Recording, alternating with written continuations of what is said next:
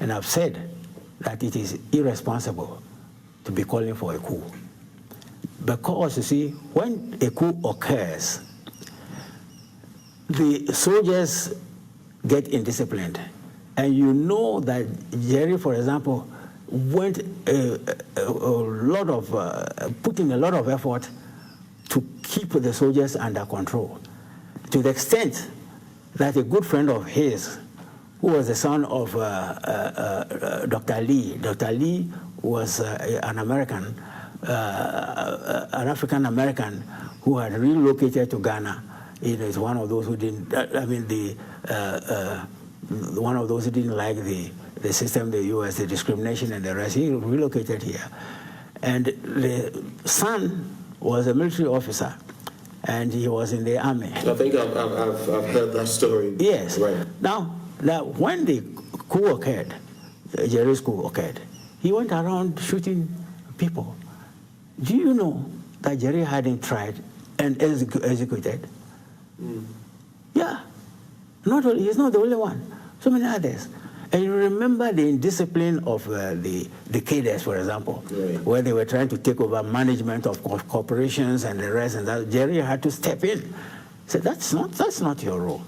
No, so Jerry did everything possible to control the exuberance. So in a nutshell, a coup is never the solution. A coup is not a solution. But let me even finish. Because, you see, if you take the case of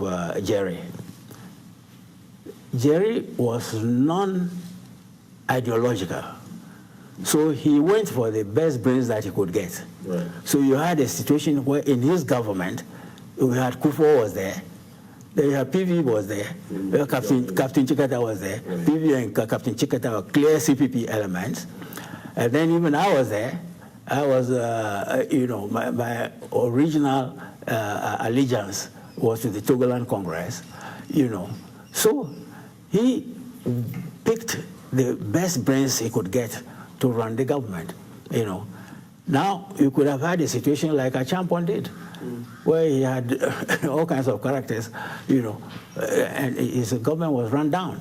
And you got to the extent where he wanted to continue his rule by Unigov, try to force union government business, So I mean, that is then, of course, the situation has changed from the time even Jerry did his coup, because right now the Western countries and the international financial institutions will carry out sanctions against you if you make a coup. Right.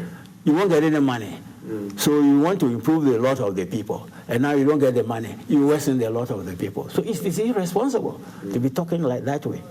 But I don't believe that kind of, you have to distinguish between youthful exuberance and serious coup But planning. any talk of a coup, I mean, how are you going to be able to tell that this person is serious and this person is not serious? We have investigative agencies, and you should be able to see someone who's talking about a coup. You should be able to go behind and find out whether, in fact, he is making preparations for a coup, or he's just expressing his youthful exuberance. You don't go arresting people just because they have talked about a coup. No, you've got to make sure that you have evidence that shows that they have serious purpose.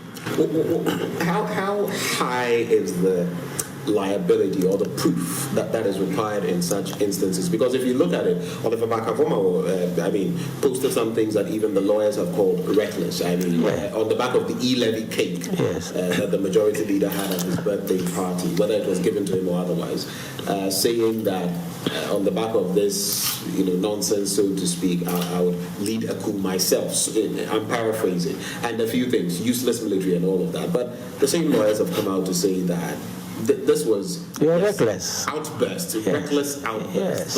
But is that enough on which to hinge a verdict of treason felony? No. It is not. In fact, on the contrary, you are making him even more popular. Making him popular. Yes.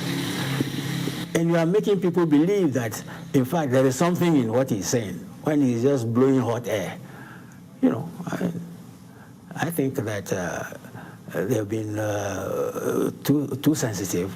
The government has been too sensitive, and been too eager to arrest instead of trying to see how we can correct somebody who doesn't seem to understand the situation and who is going astray.